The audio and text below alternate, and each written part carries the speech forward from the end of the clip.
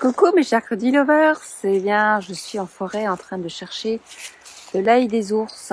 Alors on est en avril et il fait un peu froid dans ma région, mais l'avantage c'est qu'on a beaucoup d'ail des ours. Ça c'est vraiment, vous voyez tout ce qui est derrière, en vert, là derrière moi, c'est de l'ail des ours. Et dans cette vidéo je vais vous proposer un délicieux pestou d'ail des ours et d'autres surprises à la fin de cette vidéo. À tout de suite.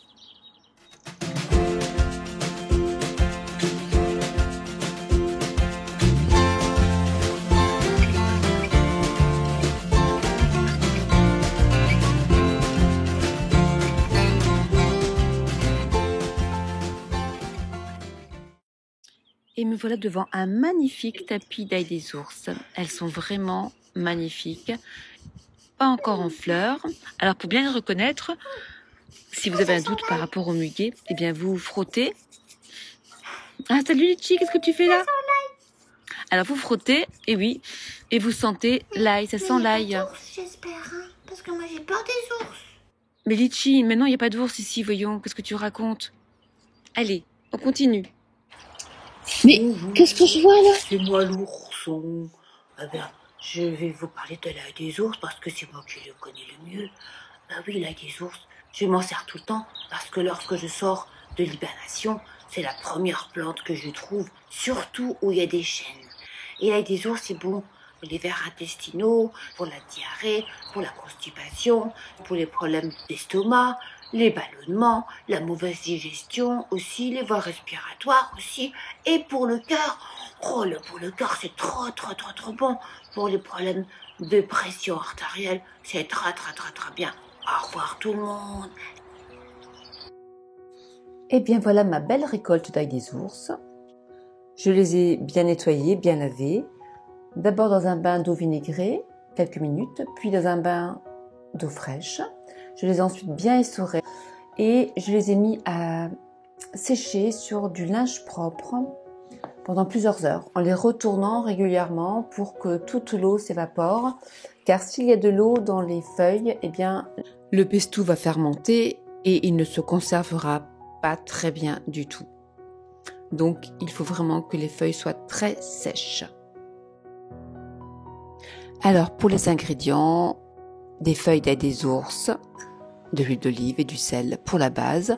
On peut rajouter des pignons de pin ou des amandes. Ici vous aurez une version pignon de pin. Et bien pour commencer, toutes les feuilles dans le mixeur. Je mixe.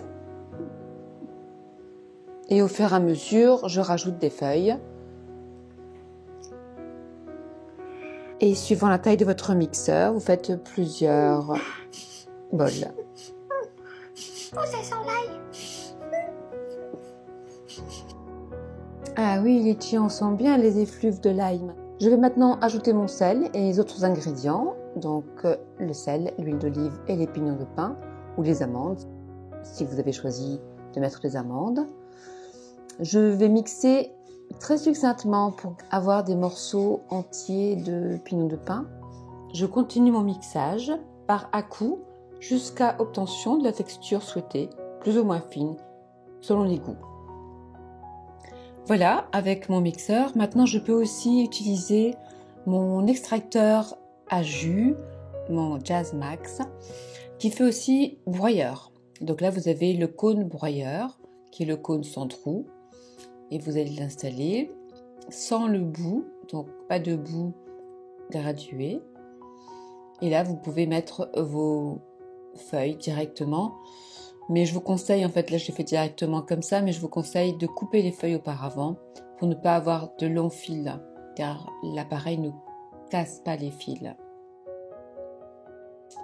Donc vous coupez les feuilles en petits morceaux et vous les mettez après dans le Jazz Max avec en alternance le pignon, le sel et l'huile d'olive, vous le mettrez à la fin.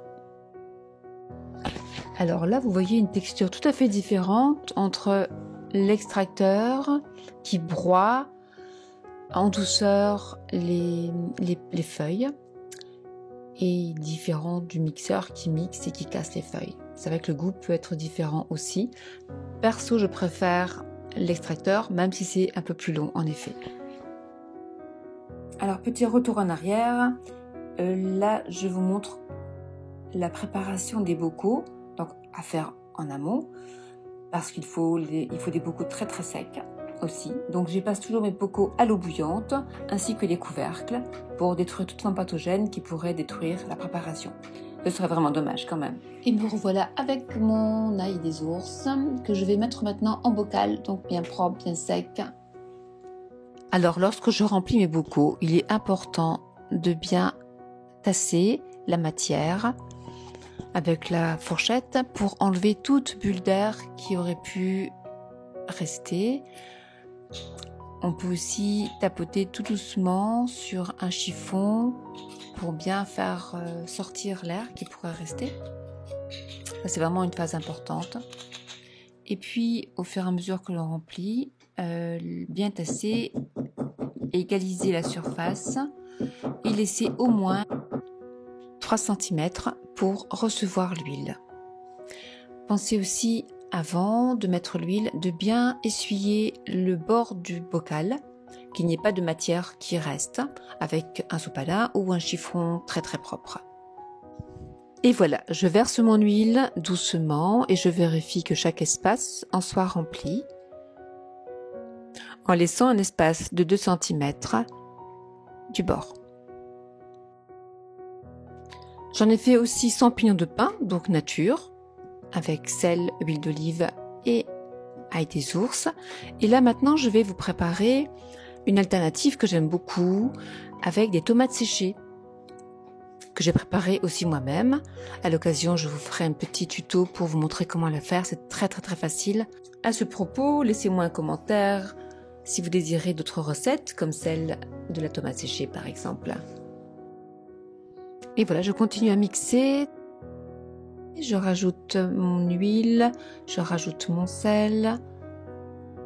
Je mélange de tout et c'est terminé. Voilà, il n'y a plus qu'à mettre en bocal. Et nous avons terminé pour ce pesto. Et là, je vais vous montrer une autre alternative de conservation de l'ail des ours et que j'apprécie beaucoup, c'est de les faire déshydrater. Donc, je les mets sur des planches de déshydrateur. Ou alors, si vous avez un four qui va en basse température, ça va aussi.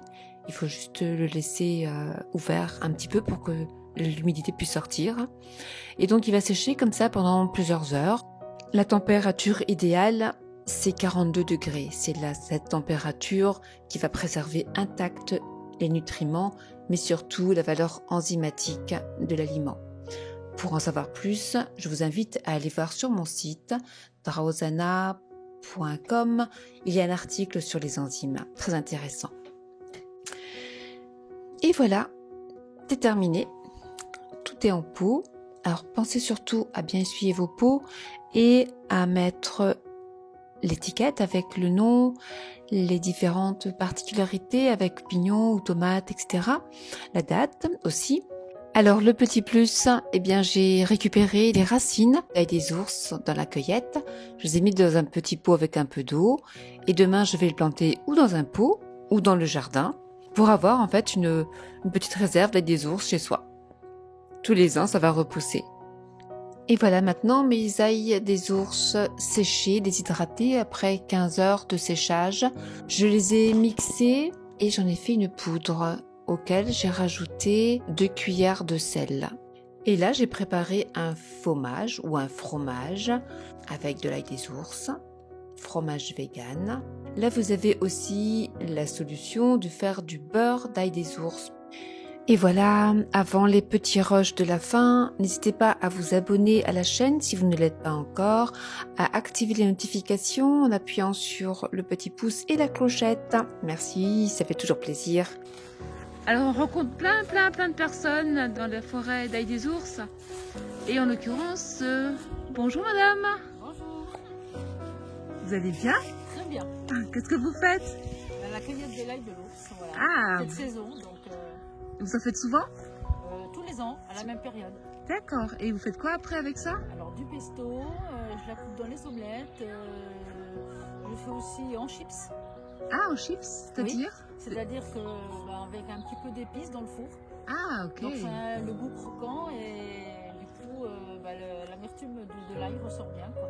Vous le faites avec un peu d'huile aussi, non? Juste un tout petit peu d'huile dans le fond, juste pour pas que ça colle. Ah, intéressant. C'est en chips, c'est très intéressant au niveau gustatif. Ah, ok, super. Merci beaucoup. Voilà. Sinon, d'autres recettes, pas plus que ça. Personnellement, je me limite au naturel, quoi. D'accord. Très De bien. la salade. Et puis... Merci beaucoup. Votre prénom, c'est? Hélène. Bonjour Hélène et au revoir. Merci pour la petite vidéo. Je vous en prie, c'était avec plaisir. Merci.